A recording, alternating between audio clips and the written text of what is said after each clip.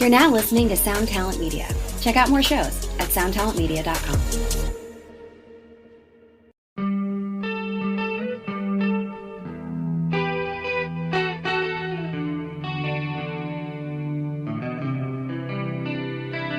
Now maybe.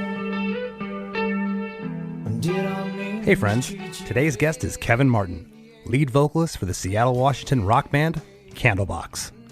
Kevin was kind enough to give us all the inside scoop surrounding the deeply personal subject matter behind their 1994 smash hit single, Far Behind. The track, taken from their self-titled 1993 debut album, just might be the best feel-good success story so far on DeMakes a Podcast. I mentioned to Kevin that I respect the fact that Candlebox has always kind of done their own thing. Being from Seattle, they didn't fit that prototype grunge sound. They didn't sound like the jangly pop of the early 90s or anything that was happening a few years earlier in the 80s. They really had a sound all their own. The tours that surrounded their first record couldn't have been any more eclectic either, sharing the stage with such bands as Rush, Metallica, Aerosmith, Living Colour, Rollins Band, and the Flaming Lips. Excuse the pun, but it was hard to fit these guys into a box. Speaking of Rush, their drummer Neil Peart shared some really cool insight with Candlebox when they toured together. One of the highest compliments he could have paid the band. For all this and a whole lot more, don't touch that dial. Hey, hey, have you heard? Chris DeMakes a Podcast. Hey, hey, have you heard? Chris DeMakes a Podcast. Hey, hey, have you heard? Chris DeMakes a Podcast. Hey, hey, have you heard? Chris DeMakes a Podcast. All right, Kevin, how's it going? Good, man. Big fan. Big fan of you as well. And I don't know if you remember. Hanging out. We were both pretty inebriated. Less Than Jake played a show with Candlebox. I want to say it was like an Amherst, Mass. It was like during December when we do those radio shows, they would call them. The radio station would bring you in. It was probably BCN in Boston. And we played with you guys and ended up talking to you. Then I think you guys were supporting Happy Pills during that point. Yeah. Probably. And so it's been a long time. It has been. It's 20 years now. 22 years. Yeah. I do remember. I'm one of those unfortunate people that remembers all those amazingly unfortunate instances. And and we were very drunk, and it was a very good time. And it's a pleasure to meet you again 22 years later. Absolutely. You know, I got to say, this is well into over a year now with the podcast. Have done somewhere around probably 70 episodes. And congratulations. Thank you. Thank you. This is one of the most interesting songs, and you're one of the more interesting bands I've profiled. And I'll get into that reason. It's kind of amazing. You know, you guys were formed in 1990. You're a Seattle band, but you never really fit in with the Seattle sound as it was, that whole thing that was happening. You almost had everything against you not to get signed. You know, you had a guy, Kelly Gray, produced the record. Kelly has a background in metal. You know, you don't have that low baritone growl of the Eddie Vedders and the Scott Weilands. And here the band gets signed to Maverick Records, which was founded by Madonna in 1992. And you were the first success for the label. You were what put that label on the map with this record. So I kind of want to go back a little bit, you know, from 1990 till the release of the record in July of 93. You know, you guys were gigging, I'm assuming, around Seattle, and you had to have seen this whole thing around you happening. Mother Love Bone, Pearl Jam, all these bands, Nirvana, of course. And you were able to have your own. Nobody sounded like Candlebox. There's nobody that sounds like your band. When you go back and you research that time, you had your own sound. Was there any pressure from Maverick or getting in your guys' head, seeing what happened in 91 and 92 with Pearl Jam and all the bands around you to change your sound, or did you stick to your guns? No, we stuck to our guns. We were, I mean, one of the reasons that we chose Maverick was because of Freddie DeMann. His history with Lionel Richie, Madonna, of course, Michael Jackson, and his contemporary view of popular music, and allowing us to produce the record we wanted to produce because we knew what we were doing. That's kind of why we went with Maverick. You know, Freddie was just so kind of gracious and supportive, even though Guy Oseary is the one who signed us. You know, we were his first signing. I think he was interning at Maverick Records at the time to kind of prove himself. So and so grateful that Guy actually stumbled upon a showcase we were playing in Los Angeles.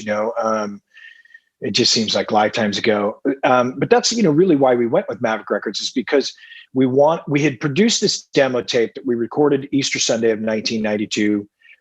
You had to have a cassette tape or some sort of music to provide to the venues in Seattle in order to play shows. And our bass player wasn't 21 yet. So we couldn't play any of the bars. Seattle had very strict liquor laws. As a matter of fact, they didn't release, you couldn't just open a bar. You actually had to have food if you wanted to have liquor in your bar. It was pretty crazy. So we were playing friends' basements. We were playing all ages venues. We were playing a sports bar that had food, because if it had food, then you could go in there and play, because that meant the children could be in there.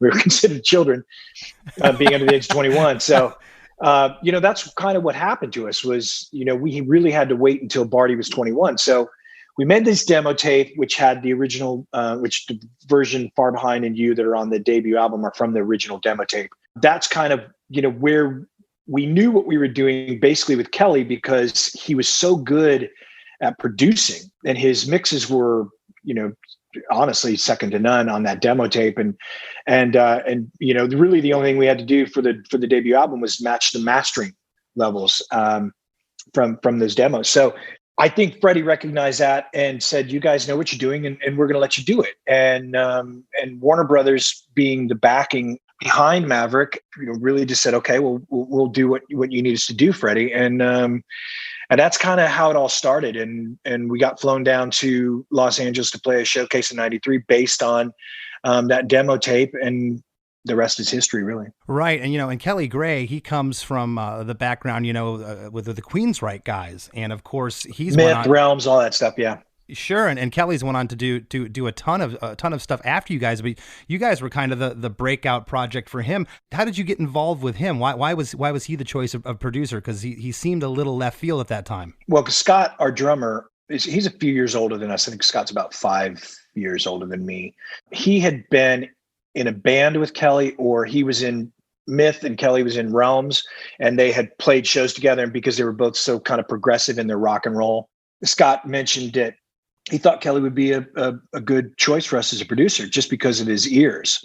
We had the songs, we knew what we were doing as a musical entity, but we needed a producer to take us to the next level. And Kelly's, Scott was pretty adamant about Kelly's producing technique, as was Rick Parashar at London Bridge Studios. Rick knew Kelly really well. And Rick had, of course, done the Pearl Jam 10 album and Temple of the Dog and Alice in Chains and a lot of that stuff. So trusting that Rick kind of trusted Kelly using that Neve console at London Bridge Studios, and that he knew what he was doing, just kind of solidified it for us. We made a second record with Kelly that didn't go so well, but he certainly got the first one right. Right. Well, you jogged a memory. Our sax player, we played New Year's Eve of 1995 in Spokane, Washington, and he was only 20 at the time. And the security escorted him onto the stage from outside and escorted him off after the show because he wasn't 21. So there was strict laws back in Washington State in those days. Yeah, it was pretty crazy. Again, researching what you guys had done early as a band here, I just don't even know if the label, maybe you guys knew really where you fit in. I mean, you look who you were touring with. You were part of Rush on their Counterparts tour. You did a Shed tour with Metallica. Of course, you were on main stage at Woodstock 94. You did stints with Living Colour, Offspring, Aerosmith, Radiohead, and the Flaming Lips. I mean, and Henry Rollins. And Henry, oh wow, Henry, I didn't have that on here. Henry Rollins. Yeah. It's interesting. There's not Nirvana, Pearl Jam, Alice, Stone, Temple Pilots, any of those bands. I don't know necessarily if you were grunge enough to play with them, and it seems like you were kind of all over the place in a respect. To be honest with you, the reason that we got the Metallica tour is that we were selling 170,000 records a week, and we were supposed to be supporting Alice in Chains on that, as well as Suicidal Tendencies. So it was supposed to be Suicidal, Candlebox, Alice in Chains, and Metallica. And Lane went into rehab, so Alice had to pull out of the tour. And at that point, our record was doing so well, we had like the number 10 record in the country. Metallica was like, well, that's a strong enough foundation to bring a band like that on tour with us to kind of take that slot of Alice in Chains.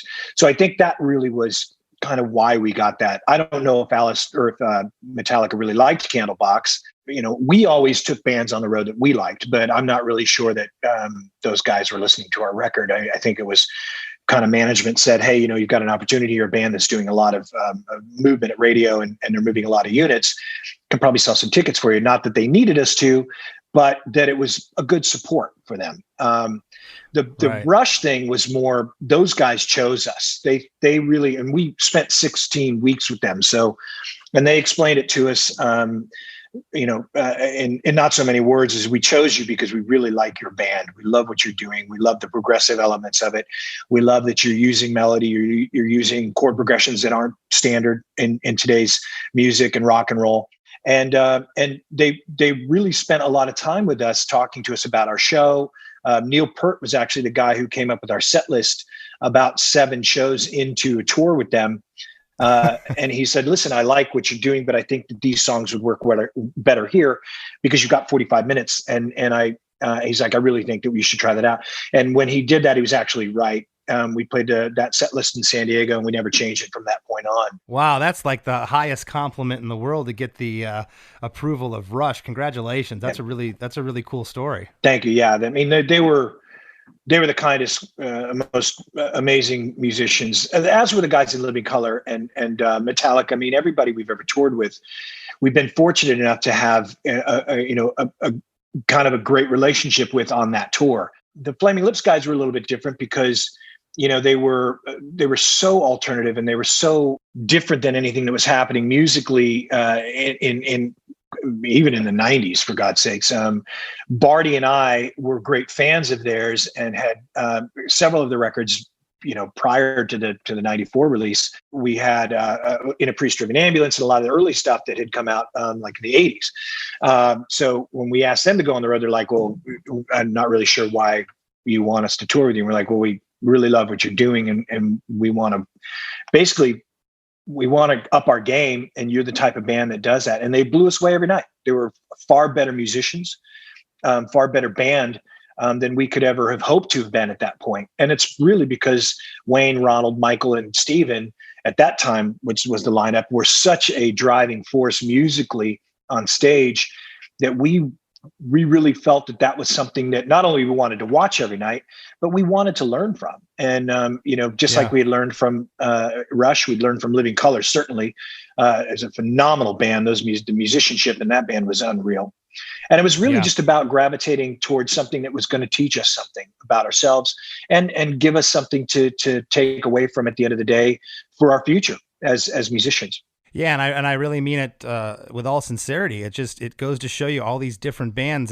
You didn't sound like anybody. Labels and management, they wanted to get you out on a tour that, okay, here's the grunge bands, here's the punk bands, here's this tour. And, you guys definitely had your own sound. And just looking at who you tour with, it was really all over the place, but very cool at the same time because you had to go out and try to win over these crowds, which a Metallica crowd's not easy to win over. Fuck that. Metallica's crowd. Talk about that. Rush's crowd. That was the hardest one.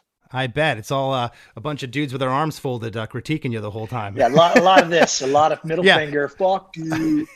But I don't like your amp setup. No, exactly. That's a great story about Rush. That was really, really cool for you to share. We're going to jump into the song here in a moment. Just want to ask you, you had mentioned that demo and you said some of the songs like You and Far Behind were in there. How many more songs on that demo ended up on the debut record? 6 total. So basically those 6 songs are what got you signed and then you started working on the record. Yeah. After that we wrote Blossom, we wrote Arrow, we wrote He Calls Home. I think about 5 of the debut tracks are from after the demo tape was done. And the song we're going to talk about today is, of course, Far Behind. Was that one of the what you felt was a standout track? Was Kelly, what did Kelly think of it initially when you were going in to cut the record? Well, Kelly was like, this is a fucking monster. He was like, you guys, how did you write this? And the funny story is we needed a bass player. In October of 91, our guitar player, Pete, fired our bass player, Perry, on Perry's birthday. And we were playing a show in like 3 or 4 weeks. And I was like, we need a bass player. I called my friend Sarah from high school. She's like, yeah, Barty. And I was like, I don't know who Barty is. And she's like, yeah, Laura's brother. And I'm like, I know Laura. I don't know Barty. And long story short, Barty had been in Europe going to for a foreign exchange program in Ireland. So I didn't know him, but I knew his sister very well. And Barty came down to rehearsal, and the bass line of Far Behind, which is the guitar part now, was the first thing he brought to us. And we turned that into Far Behind. So, oh wow! And we knew it was a good song.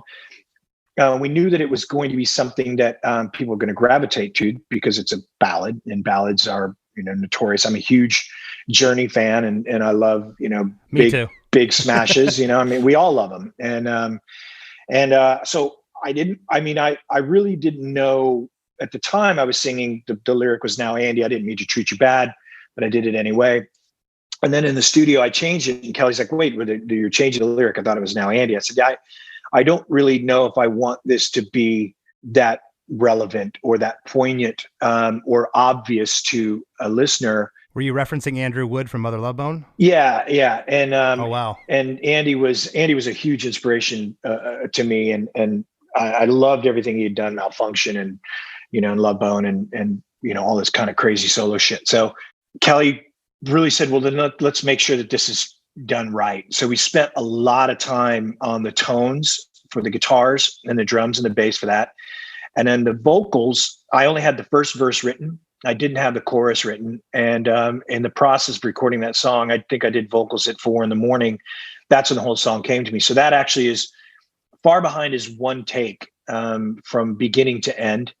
And then I did 2 or 3 more passes at it, and Kelly ended up using the first vocal we did, which is where I made up the lyrics for the chorus and the second verse. Thank you for saying that, because I when I was researching this, I got to tell you, Kevin, it felt like a first take, like certain parts you were what I call scatting, just off the cuff doing it. It felt so natural. Yeah. And having you say that that's awesome. Yeah. That's really cool. Thank you. Well, I'm lucky that I'm able to do that. I think growing up the way I did musically in my family, music was always around, and Otis Redding and a lot of the great gospel and rhythm and blues was something that was in the household all the time.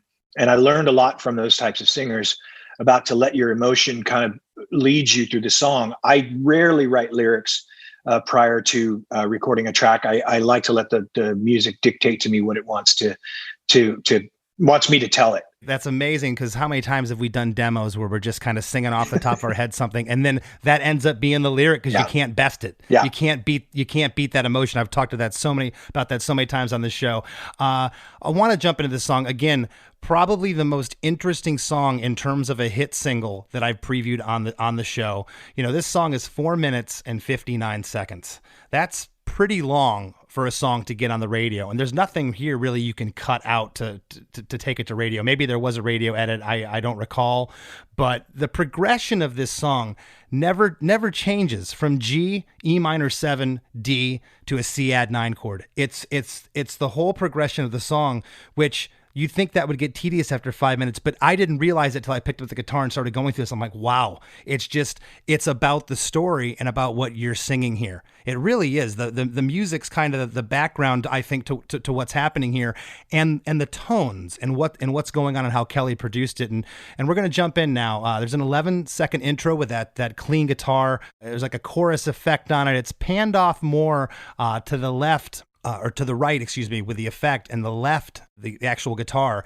and that panning, it just does something. It's really cool.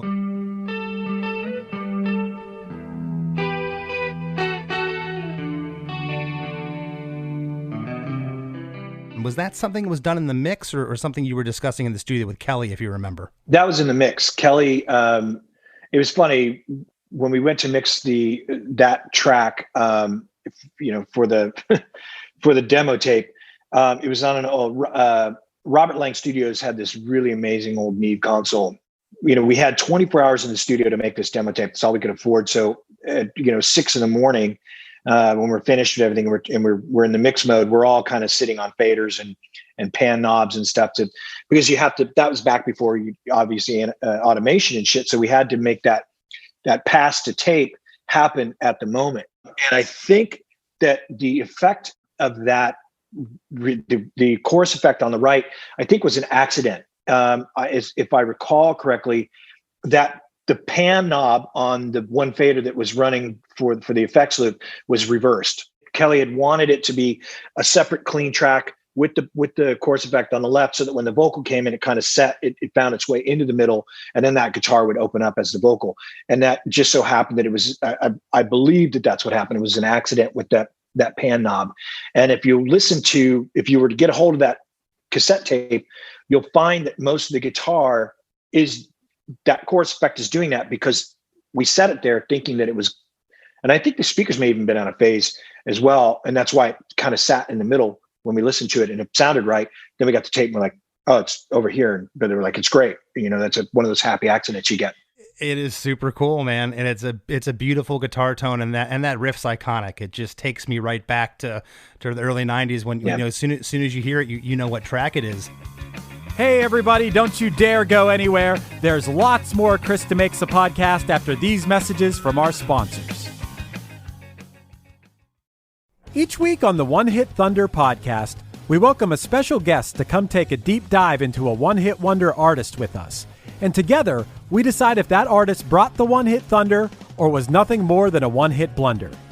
You can find One Hit Thunder anywhere that you listen to podcasts, so hit that subscribe button and join in on the fun each week. Hey, do you have an idea for a podcast but don't know where to start? Or do you have an already existing podcast that you want to take to the next level? Well, check out WeKnowPodcasting.com. From concept development to theme music to editing to logos, WeKnowPodcasting.com is a one-stop shop for all things pod. Don't hesitate to hit us up. We're very nice. And now, back to the show. We're into verse 1 in 12 seconds. The same intro riff, that guitar riff continues through verse 1. It's still panned off to the left. Now maybe did I mean to treat you bad, but I did anyway. And then maybe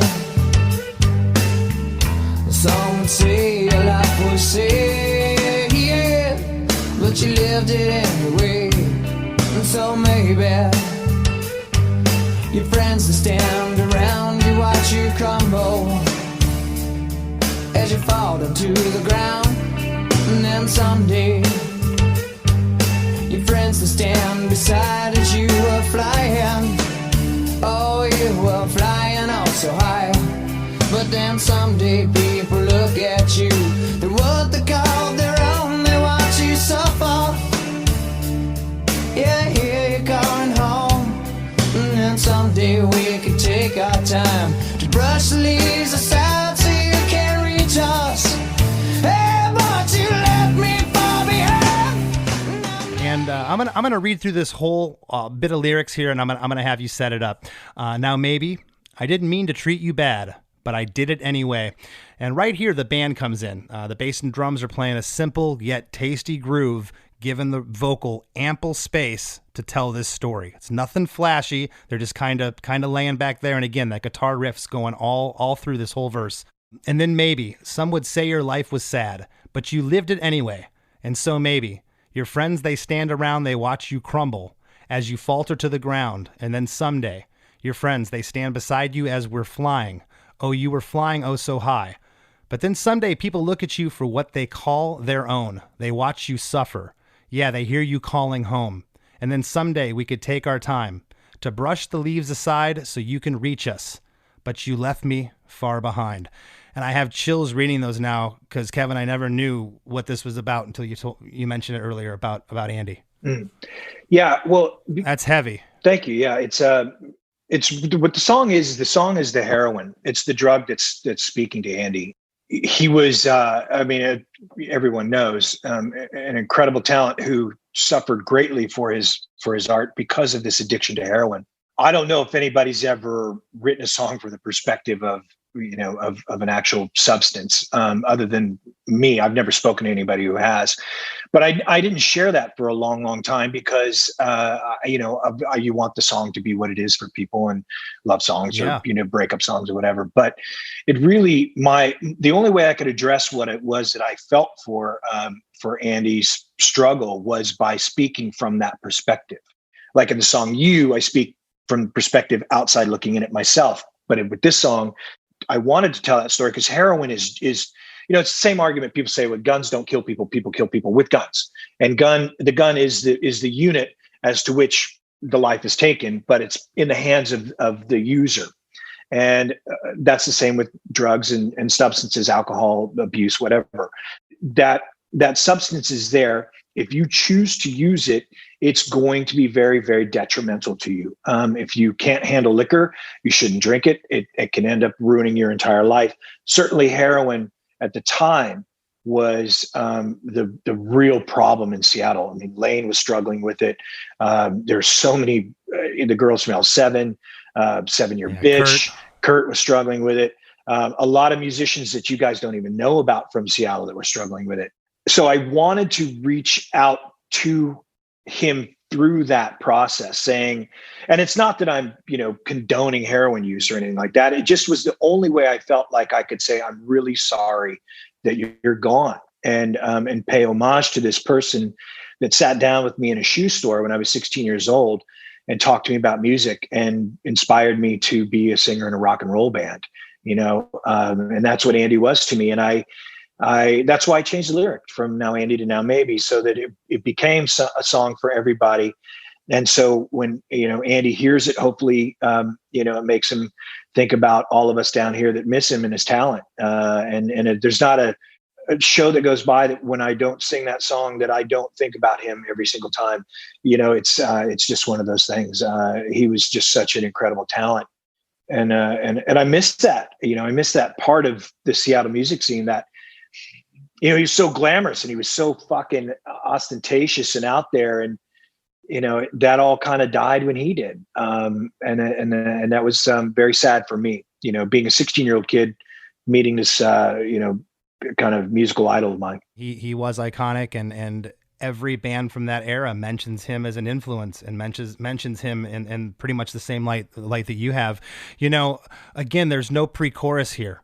The simplicity of this song, and I say that in the highest regard, the simplicity of this is amazing. A 5-minute song with the same chord progression that ended up being this massive hit. On paper, you don't think it would work. Yeah. And it did. At 1 minute and 16 seconds, we're into the chorus. Pretty much the kind of the last line of verse 1, when you say, "Hey, but you left me far behind," that's kind of the start of the chorus. Yeah. And on the line, "Now Maybe," the big stereo guitars come in. The intro riff drops out, but the band's still going. These big guitars come in, and the lyric is, "Now maybe, I didn't mean to treat you oh so bad, but I did it anyway."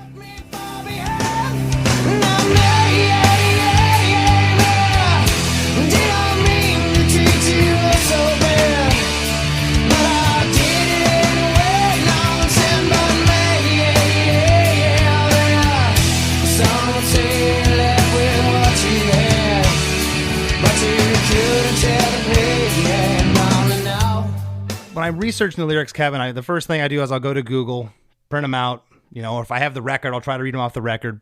And then I really critique and listen, but it makes so much sense that you were freestyling in the studio, because this lyric isn't online, and it almost sounds like, "But I did it anyway." And are you saying "I'm saying" after that? Yeah. "But I did it anyway." I'm saying, okay. Yeah. "But maybe some would say you're left with what you had, but you couldn't share the pain." And something interesting happens on the "what you had, but you couldn't share the pain." Right there, this octave guitar comes in that's panned over to the right speaker. Some say you left with what you had, but you couldn't share the pain, yeah, only now. It's the only time it happens in the song. Yeah. It doesn't happen after the second chorus. No. And it's so cool. It's so cool. How did that happen? Was it ever in the second chorus and Kelly pulled it, or you guys decided not to have it? It's such a great part. Pete forgot to play it. Yeah, he forgot to play it. And it's interesting because it was such a new song for us in the studio when we were tracking it. And Overdubs, I think really the only overdubs in this are the stereo guitars and the choruses, and then the solo obviously was an overdub. But yeah, so you pretty much cut this live off the floor together. we did. We cut this live, and I sang what I knew in the song, for the guys to get through the parts, and then it was time for me to do the vocals. Yeah, so that was just an accident. Kelly forgot to, we didn't have that chart where you go, okay, that part's done, that part's done. Oh, we got that. We got to do it again in the second chorus. We forgot about it. And it's probably because it was 4 a.m, and we were exhausted. And again, for the listeners, this record was recorded analog to tape. It wasn't like now where you could just go, oh, we're just going to copy that part and fly it over here in a computer, with Pro Tools and some of the other recording software that's out there these days. So I really like how, a matter of fact, you were, Pete forgot to play it. It happens, I remember everything. I'm the amazing one. No, you're like me. And this is a great conversation. That's awesome that you remember that, because I'm sitting there at the second chorus. I'm like, where's the octave guitar? Yeah. Where's it at? Because it's so cool. But at the same time, there is a certain charm that it's only there the one time. Yep. Yeah. I mean, we had a lot of those happy accidents on the record. And if you overthink stuff, that's what happens, when you make your second record, and all of a sudden, everything is overthought. And, I'm just so grateful that we had this opportunity to record this song the way we did under such pressure, 24 hours in studio, because we could only afford $1,850. That's why we got it. I think maybe if we'd had added that on the second chorus, it would take away from that kind of special sparkle that happens there. Was this actually a re-recording from the original demo, though, we're speaking of? That's the original demo. That is incredible. Yeah. That is incredible. We tried to re-record it in the studio, and we just couldn't. We couldn't capture it. Freddie was like, "No, you're not capturing it. We'll use the demo. We'll match it." And listening back to this again, and I don't mean this like the performance isn't there, but there's a certain rawness and looseness to this track, especially with your vocal. Yeah. That it almost now it makes sense that it's a demo. How many people get a 5-minute demo onto the radio and then sell 4 million albums, Kevin? Yeah. It doesn't happen, bro. Like, I pinch myself every day. I pinch myself every day, man. Dude, that is awesome. Thank you. That's like one of the best feel-good stories ever on the show. You made a demo, and it became, because, again, you couldn't escape this song in 90. It was really 94. The record was 93, but this song blew up in the spring of 94. Yeah, that was the release. It was all over the place. And that is awesome. No, I heard you say in the demo, and then you're like, well, yeah, we only had $1,850 to do the 24 hour. I'm thinking, wait a second. I think he's referring that this is the demo. This is the same thing here. So you squashed my question that I was going to ask. Did the song evolve from the demo? No, this was what it was. Yeah, that's the demo version that was recorded at 4:00 in the morning on Easter Sunday. So cool. Well, after chorus 1 drops back down, we get into verse number 2. This big stereo guitars drop out, and this verse is a little bit shorter than verse 1. Couldn't share the pain and watch she suffer. Now maybe could have made my own mistakes, but I live what I've known, and then maybe we might share in something great. Won't you look at where we've grown? Won't you look at where we've gone? And then someday comes tomorrow holds sense of what I feel for you in my mind. As you trip the fine line, and that cold day when you lost control. Shame you left my life so soon. You should have told me, hey, but you left me far behind. Begins with no, couldn't share the pain. They watch you suffer. And then you do this like, little thing, which again, I think that it was kind of a placeholder there. This was a demo. You didn't have another lyric, and it was just some emotion that you were feeling, and that came onto the track. Now, maybe I could have made my own mistakes, but I live with what I've known, and then maybe we might share in something rare.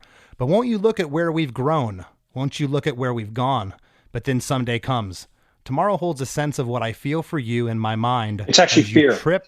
Is it fear? Fear for you okay. In my mind, yeah. Tomorrow holds a sense of what I fear for you in my mind. As you trip the final line, and that cold day when you lost control. Shame you left my life so soon. You should have told me, hey, but you left me far behind. And right here before chorus 2, I love it. Pan off to the right speaker. There's a guitar slide. Yeah. That comes in right there. Yeah. And it just I don't know, just kind of lifts into chorus 2. So again, set up these lyrics for verse 2. Well, that's the same thing. It's that it's the reality of Andy's existence. And in the first verse, when I close it with the brush your leaves aside so you can reach us, that's obviously visiting the grave and cleaning that off so you can look at the headstone and whatnot. But the second verse is really just about everybody was watching Andy and everybody was trying to help him, and everybody wanted him to succeed so badly. And when Mother Love Bone happened, that was like, fucking forget it. That record was so amazing. Those shows were unbelievable. With all of that in front of him, he still could not step away. He could not put it down. He got clean. The band was, they finished the record. They were getting ready to go on the road. And then he has that one instance, where he just chooses to pick it up one more time. And I mean, of course, it's happened with a million artists and musicians since. Philip Seymour Hoffman. Well, yeah, and not to interrupt, that just made me think. The sad part is that I don't feel that Andy ever had the legacy that someone like Brad had from Sublime. I mean, look at what happened. Brad passed away right when that record. He never saw the success of that record, and they became a household name. And Mother Love Bone is obviously, and Andy is revered by all these musicians, yourself included. But it's a shame that the addiction snuffed his life out at such a young age. It's horrible.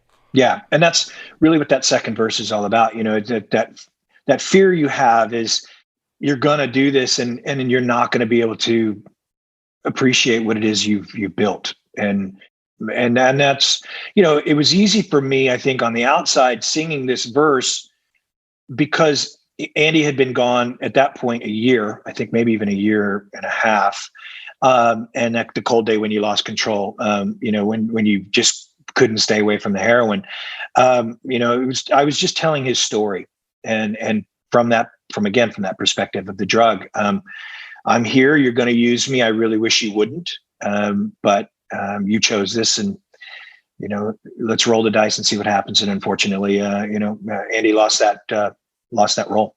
Was this, it almost feels like this was therapy for you, like this was written in a journal, or was this meant to always be a song, or was this a poem you had put together, or was this specifically written for Far Behind? The minute Barty started playing the bass line that first day when he came to try out, it made me think of Andy.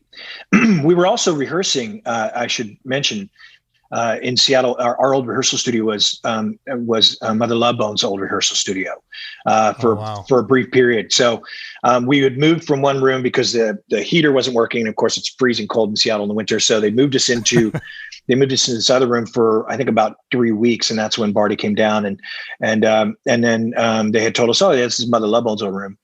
And I was like, holy shit, like there's a song in here. Barty started playing that. I was like, I have to write this about Andy. This is a ballad.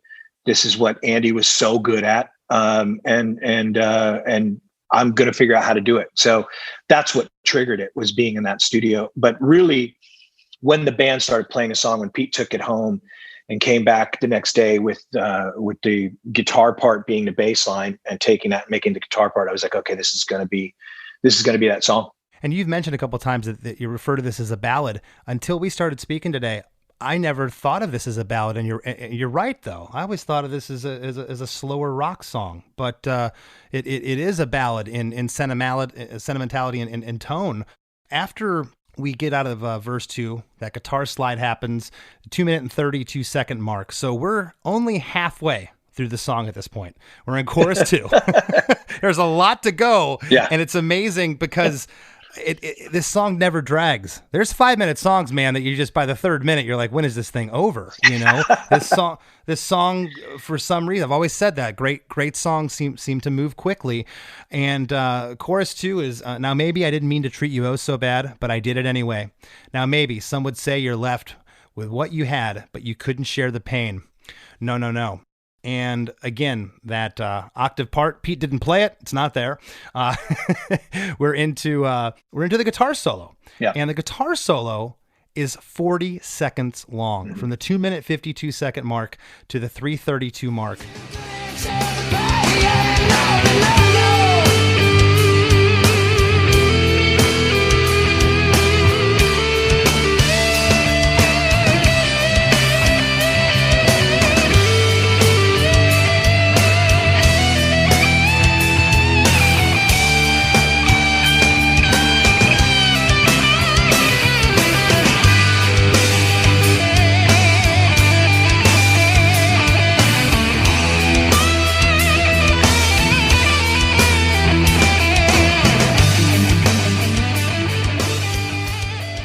Stereo guitars get a bit quieter here. It's still the same progression. It's basically the chorus is just continuing, but the stereo guitars are tucked a little bit for this guitar solo. And not many bands were taking 40-second guitar solos back during this time. The guitar solo was kind of out of fashion, so to speak. The 80s were done. Bands were kind of shying away from that. And here you gave your guitarist a 40-second spot. I'm assuming that when you were live off the floor, was the solo was overdubbed, or was it done live? The original is the bed track. So the solo was overdubbed. I want to mention, Pete's playing probably the greatest guitar player I've ever played with, and hands down, magic fucking fingers. I mean, we all know that guitar players, that tone is right here. It's not, you can play through any amp you want. You can be Eddie Van Halen playing fucking, some pile of shit amp. It's going to sound like Eddie, and that's Pete. Yeah. And when it came time to track this solo, and I love the toggle switch movement in the middle. And I like how it goes from the G, E, D, C change to just the G and E movement to set up that kind of vamping on the E, which is like I guess you'd call it a bridge without a vocal, or there is a vocal in it, but it's a readdressed bridge. But we were very conscious about this solo. Pete is a huge David Gilmour fan, as I am, and most every guitar player and musician in the world is. And we spoke pretty in-depthly about how this solo had to take the example of the lyric. It had to express that lyric. It had to express the chorus. It had to finish that story. It had to take that song to that level of the helicopter flying around you and you're standing outside of a church in leather pants with no shirt on, and that's the Slash joke. But we did talk about that. We said, we have a song here that who fucking cares how long the solo is? It has to be Comfortably Numb. It has to be Money. It has to be all those great David Gilmour solos, Pete. And if you're listening to what Kelly and I are saying, you know what we're talking about. He's like, exactly. And so it was very off the cuff. The only thing that was chatted about was the da da da da da da da da da.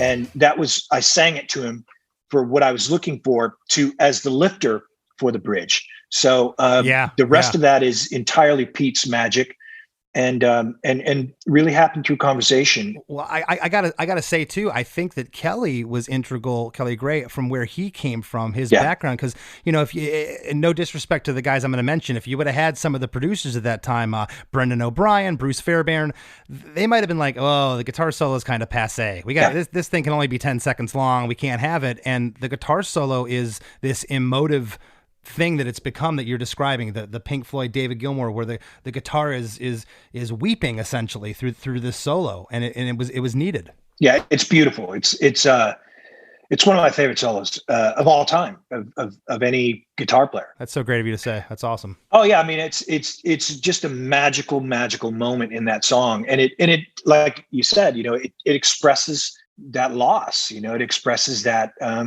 The meaning of the song, it finishes that story. And I think that's what great guitar players do is they take that and they just say, this is just my, extension of that lyric. And Pete is one of those guys. I mean, hands down, one of the greatest guitar players in the history of rock and roll, in my opinion. Right on. Well, when we get into the bridge, I love these guitar stabs with the diminished chords. It's so cool. And then you come in with the no, no, no, no, no, no.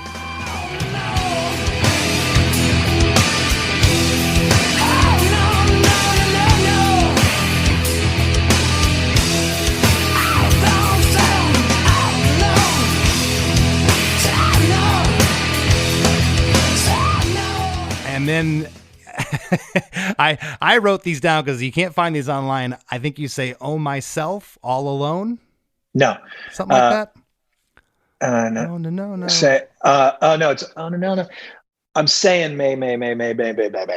So it's doesn't. I'm really scatting myself into that chorus because I don't have what it is that I'm looking for.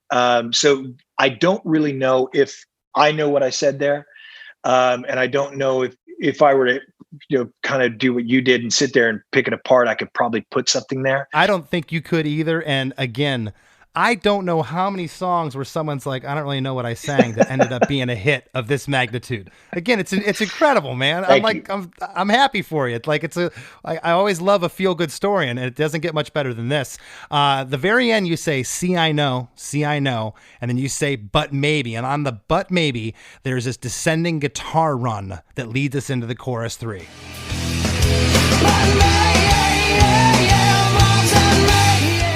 It's awesome. I love that part to set up chorus 3. I'm calling it chorus 3, but I'm also calling it a verse chorus morph. And then I really think this is an outro. It is. It's an outro. it's an outro chord just because it's just the movement between the G and the E. Yeah, right. And again, some of the lyrics here, you get a lot of stream of consciousness scatting near the end here. So bear with me on these lyrics. But basically you said, but maybe. Said, maybe I didn't mean to treat you oh so bad. Oh, but I did it anyway. No, saying now maybe. Never now, baby. Some would say you're left with what you had. But you couldn't share the pain, no. I said times have changed, your friends. They come and watch you crumble to the ground. They watch you suffer. Yeah, they hold you down. Now maybe, maybe, and I put a question mark, maybe love?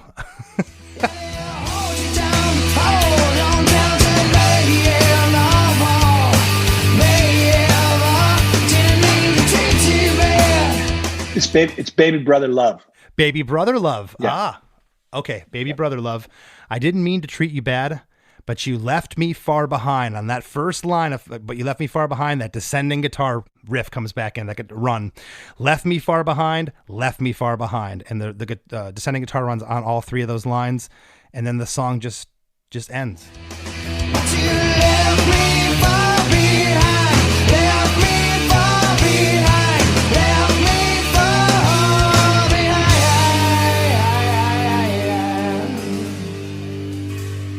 Again, it takes you on this 5-minute journey. I knew in my heart there had to be a big story behind this lyric because this song really is, not to take anything away from the guitar solo, anything away from the instrumentation or the actual song and the arrangement of the band, but it's all about the vocal. The vocals pretty much, it doesn't stop in this song except for the solo. And the subject matter, what you're speaking of, is so heavy. It was warranted for that. Thank you. Yeah. I mean, I think that the patience of this song, patience of the lyric, the patience of the melody, the patience of the guitar part, the bass line and the drums, how they all fit together and allow one another to speak and to support one another is what made this song kind of, 30 years later be so special to so many people. As a musician, you can only ever hope that you write a song that people will gravitate to, or that changes somebody's life, or changes yours and affects somebody some way. That's what you hope for. We all, as musicians, and of course you guys know this, you want to write that song that everybody recognizes you for. And I get asked all the time, do you get sick of playing? I was like, there's no way in hell I could get sick of playing this song, because like you mentioned, the simplicity of this song is what makes it so listenable and real to people. And it's not complex in its shape. It's complex in its story and how it came together and what that one person that inspired the song meant to, a young singer. Well, there was definitely some lightning in a bottle stuff going on with this track, man. Yeah. There really was. You guys hit the nail on the head here. So, Kevin, I want to thank you so much for sitting in today. Thanks for sharing the story, and I'd like you to leave the listeners with anything you have going on. Candlebox has going on. I know you guys are getting back on the road. I saw your tour dates. I mean, you're touring like you're 22 again, man. It's like August 5th till like end of November. What are you thinking? I'm not. Obviously. Yeah, we have a new record that comes out September 17th called Wolves, which we've actually been sitting on since January of last year, unfortunately. Thank God we're all healthy and here still. Just looking forward to getting out there and playing some new songs. We've done some cover tracks, which I'm so stoked about. We did a Loverboy cover song for a friend, and then we did that. Oh, cool. Which one? We did Turn Me Loose, which awesome. I love. And I recently did Children of the Grave with Rudy Sarzo and a couple other really brilliant musicians, my drummer, Robin Diaz. Killer. So, yeah, I've been keeping myself busy and looking forward to getting that stuff out there. But really, it's just about this new record coming out. And getting on the road and saying, hi to those faces that I haven't seen in a year and a half, I feel you, hear you loud and clear there, man. That's awesome. Yeah. Thank you. Hey, everybody, don't touch that dial. There's plenty more Chris DeMakes a Podcast after a few words from our sponsors. I can see from miles away. Buying Up All Your Gray, the new EP from Pack, is now streaming on Spotify, Apple Music, and anywhere else you get your tunes.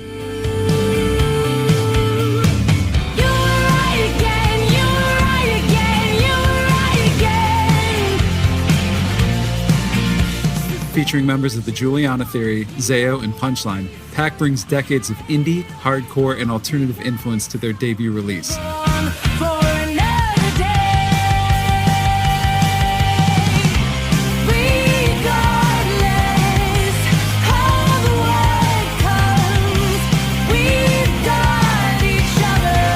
Limited edition screen printed vinyl available now at mindovermatterrecords.com. Ready for a head-bangingly good time? Dive into the world of heavy metal with the Brutally Delicious Podcast. Here, we don't just talk music. We welcome you into our heavy metal family. Join us for candid chats with legends and rising stars. We go beyond the typical interviews, exploring raw emotions and the life-altering impact of heavy metal. So whether you're a diehard metalhead or just curious, join our family and let the headbanging begin with the Brutally Delicious Podcast.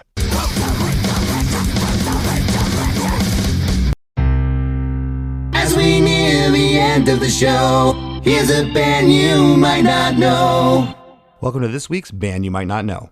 If you'd like your band to be considered for Chris DeMakes a Podcast, all you have to do is submit your song via MP3 only and your bio to bandyoumightnotknow@gmail.com.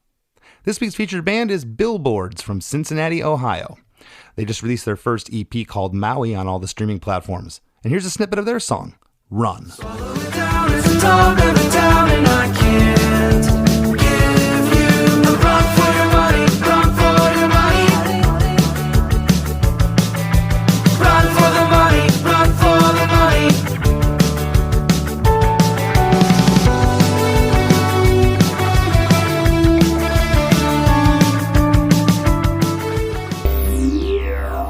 The Wrap with Chris and Chris.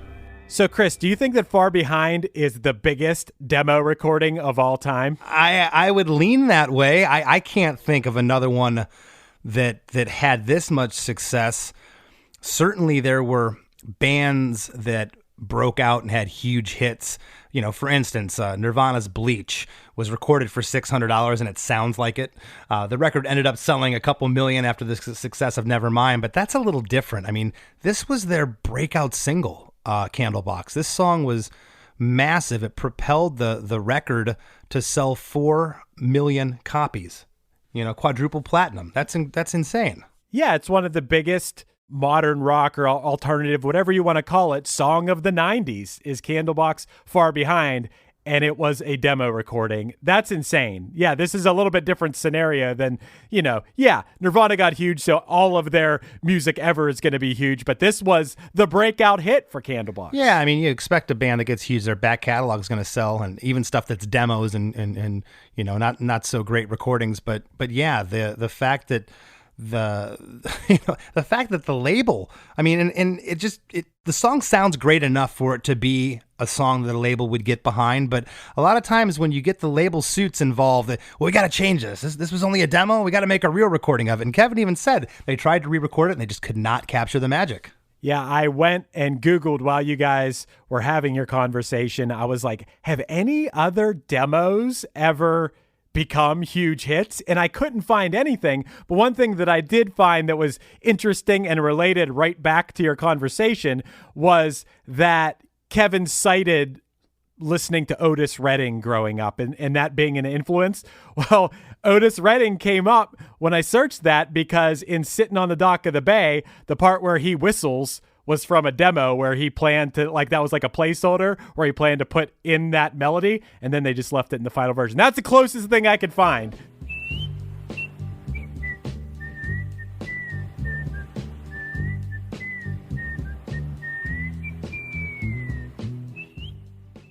But I could not find any other demo recordings that became quadruple platinum selling hits. And we've referenced it on the show. I mentioned in the episode with Kevin that, you know, there's times where you do a demo and you just say something off the top of your head and that ends up becoming the lyric because it was this raw emotion that came out and you couldn't best it when you wrote the final lyrics of the song.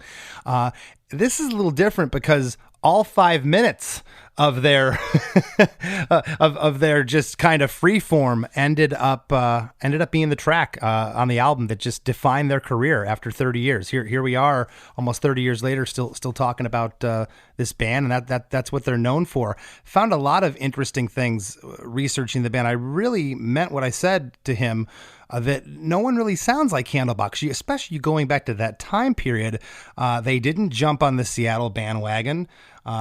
Kevin probably would have had a hard time singing low baritone like some of those guys and trying to emulate that sound.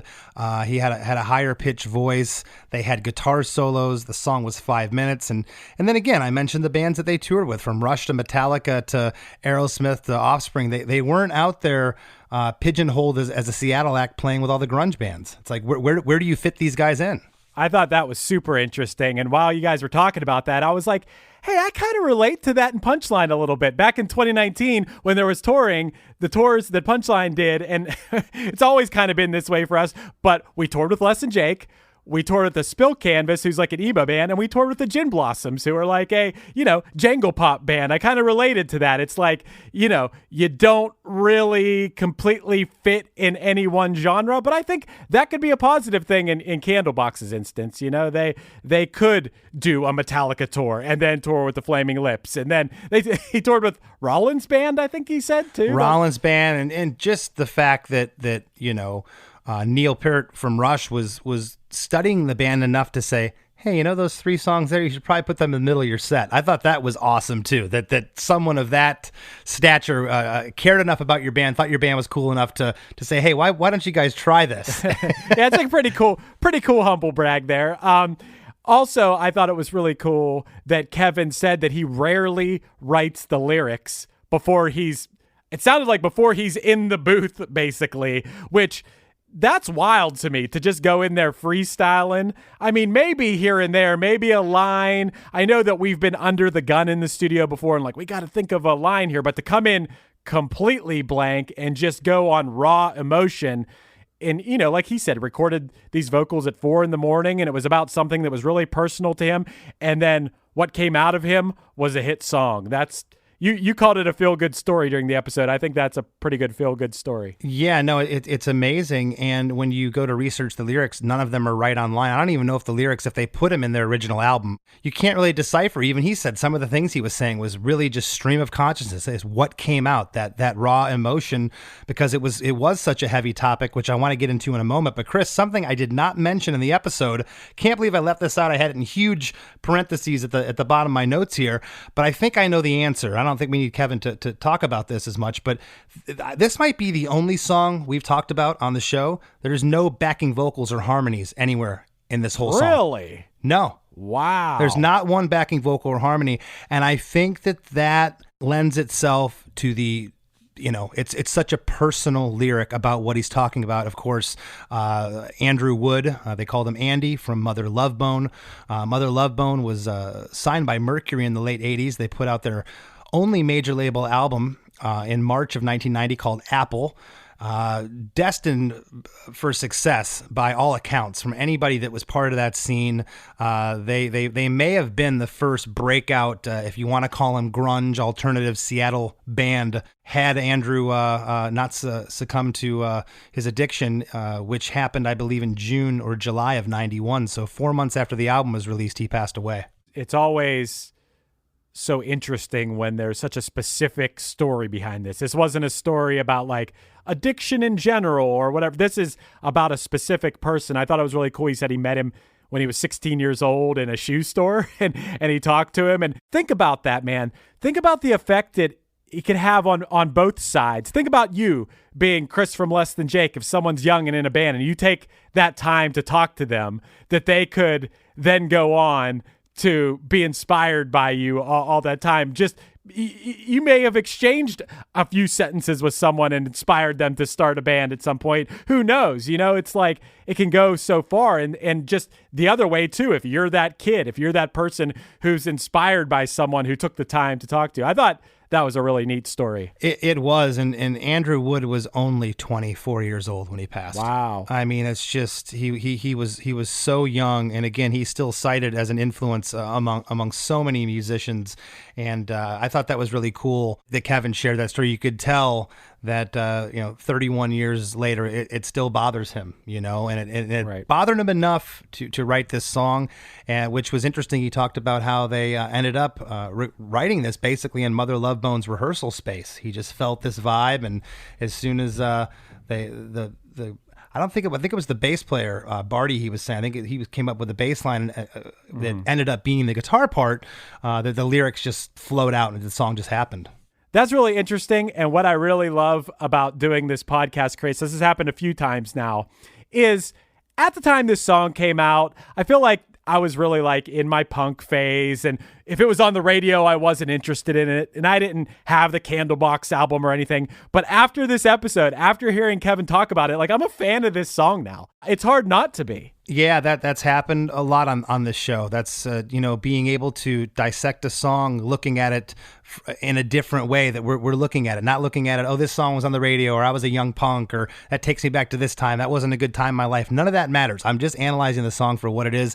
What an interesting song. And again, to talk about those backing vocals and harmonies that aren't there, I don't think this song lended itself to that. I think it was such a personal lyric that it was just one person narrating this thing, and it's perfect as it is. Yeah, Chris, Far Behind doesn't have harmonies, but you know what does have a lot of harmony? What is that? You and I on the After Party podcast.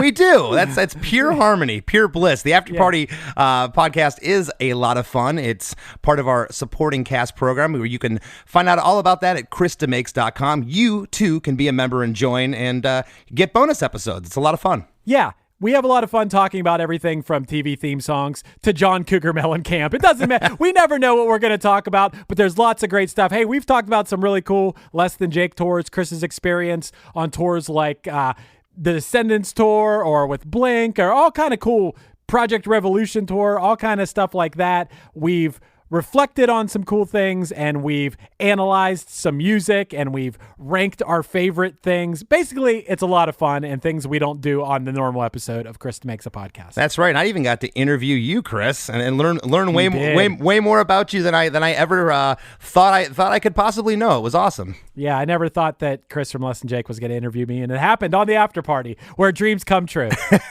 That's right. I'm still doing live one-on-one Zoom video consultations. If you, a friend, someone in a band, want me to produce a song with you, collaborate on a song with you, or answer any and all music business related questions, hit me up at chrisdemakes@gmail.com. I'd love to chat with you, help you out. Hell yeah, man. And Chris will not leave you far behind.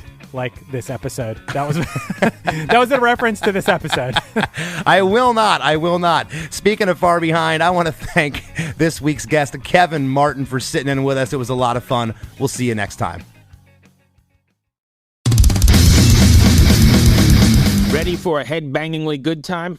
Dive into the world of heavy metal with the Brutally Delicious podcast. Here, we don't just talk music. We welcome you into our heavy metal family. Join us for candid chats with legends and rising stars. We go beyond the typical interviews, exploring raw emotions and the life-altering impact of heavy metal. So whether you're a diehard metalhead or just curious, join our family and let the headbanging begin with the Brutally Delicious Podcast.